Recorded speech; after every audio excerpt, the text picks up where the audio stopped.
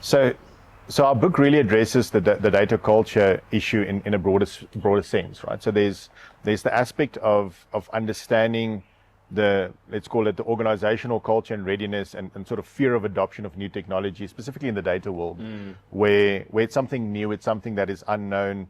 And I imagine this is not much different from, when people introduced computers in the workplace in the first time, and, in internet Email and all those things is, what are you going to do with this wonderful, we'll just send emails. Yeah. But really that fear of adoption because they don't understand it. And that sort of, let's say, the broader sense of being data confident is understanding what data is all about, and understanding how you can leverage it and what are the things that you need to think about, as well as all these intricacies, right? So understanding that you need approaches, that you need people, that you need platforms. You also need, ways of investment, reinvestment, realizing that value, tracking that value, realizing the value.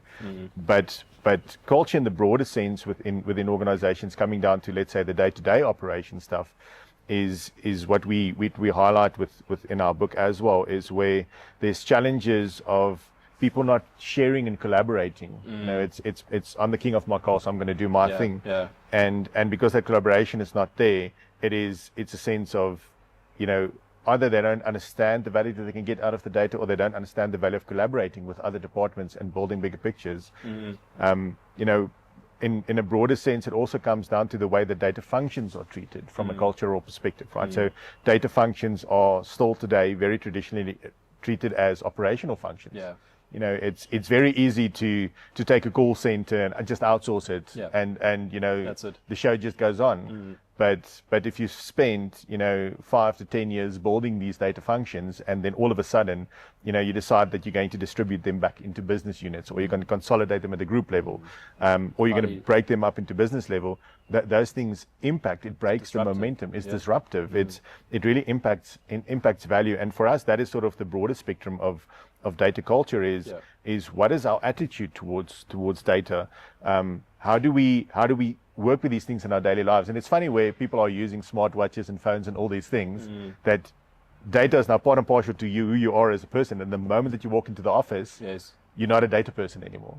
And really, how do we address that, and how do we help uplift people that everybody starts speaking data, they understand, the bigger players of data, and the importance of having, again, just to highlight it, the right approaches, the right platforms, the right people, because all of these things influence data culture at the end of the day. We've got these challenges, right? Because the data function sits in silos in organizations, and often, like the data function is often the end point, or the last cog in the wheel or in the machine to generate value, right? And a lot of their time, a lot of a data function's time is often spent fixing challenges that were created earlier on in business processes. And the example that we used to describe this was the person that's sitting in a call center that's engaging with customers, and that is not too concerned about the quality of the data they're capturing, right? So, okay, well, if I don't have the full address, then what does it really matter, right? But a couple of months down the line, when the data function starts using this data to do something like, geographic segmentation, or better understanding of customer purchase behavior in a certain area, etc., then the realization is that, oh goodness, we only have like 40% of our customers that actually have a valid address that we can pinpoint on a mapping system. And so now we're really constrained in the value that we can drive from that, right? And so the cultural component, or the cultural necessity that we talk about in the book, is really about a data value culture, right? And embedding that in the business in a way that everybody in the organization understands that this thing that I'm doing with data might have a downstream impact somewhere that could erode value, right?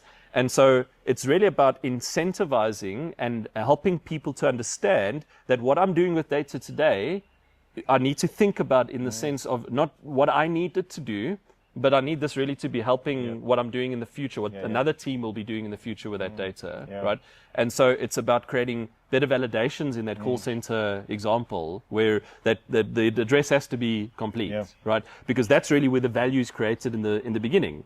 Creating the model at the end is really about just consuming that data, right? And generating value. And so But that call center person can also be educated, right? Can also be uplifted in the sense that they understand, right? And maybe it's a little bit of slowing down to speed up. Because now, it might take me a little bit longer to capture a full address, but the value that I create downstream in the data function's ability to consume that data in a valuable way, and then to generate value for the business in increased pricing or driving revenue, new products, whatever it is, has an immense impact, right? And their understanding as an individual of that can really help them to progress things. If they understand the role that they play in that bigger value creation cycle, it's so much more fulfilling. But and this is where the reason why the C-suite needs to be aligned on this is, call center agents typically get measured on how many of these calls can you get through in a day. How many sales can you turn around? That's it. They don't get measured on what was the quality of the data. Did you capture the contactability of the customer correctly? Because the result of that is only seeing further down the line, right? And so we haven't connected these two things together. Yeah, and there's let's call it different carrots and different sticks to encourage them to do this. But, the other unwanted consequences that people don't necessarily think about is, now that you don't have this information, you're probably going to have to go to a data provider somewhere, because it's not going to be feasible to go and phone your 2 million customers to get this information that you didn't capture when you should have. That's right. You're now going to pay somebody else for data to enrich your data. Slows it down, it's more expensive. Exactly. So, it doesn't just lose value, it diminishes value to the extent that your cost increases so much that the value that you could have realized is almost zero at the end of the day. It's like a ship underwater, that's sunk. The ship just deteriorates over time, right? If you go dive where the Titanic is now, it's not what it was when it was at the surface, right? So there's this natural degradation of data when it's not taken care of in terms of what is the quality of it? Are we looking after that quality? And then we're always having to spend time and effort and money to improve the quality before we can actually do something meaningful. And it's called that, just the last thought on that, it's one of the things is where, data quality and data value realization, there's a very strong correlation and relationship between those two. That's it. And it's something that people should be aware of. It's good to buy the fancy platforms and buy get the right skills and pay exorbitant amounts for these skills. But if your data quality isn't right, then you haven't made that investment, that this entire thing, it's just a deck of cards or a house of cards, it's just going to collapse. That's it. So it comes down to things like when we're implementing an ERP system, right? And the IT function is driving that. If you've got a really weak data value culture, then certain key components of driving the quality of that data that will be captured through the ERP system or processed in those complex processes is really put on the back burner in that project. And the capability or the functionality becomes the focus and just getting the project done, right, on time and in budget.